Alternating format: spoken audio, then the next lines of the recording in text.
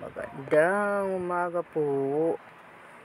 Tika, hindi pala umaga. Magandang hapon po sa lahat. Nagpapabipi po kami si Lilma, si Joy Morales.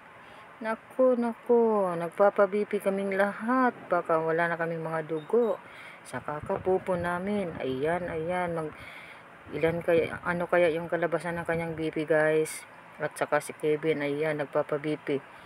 Nagpapamassage na naman si Joy sa kanyang ulo. Nagtatanong siya kung magkaano yan. Yan. 140/90 yung dugo ni Kevin, guys. At saka ako na naman, nagpapabipi. Binibipihan na niya ako. Sabi niya, bakit maputla daw ako? Pagtingin niya sa akin, 80/60, guys. Mababa raw. Baka daw insomnia na daw ako. Sabi ko, wag. Kulang na ako ng tulog.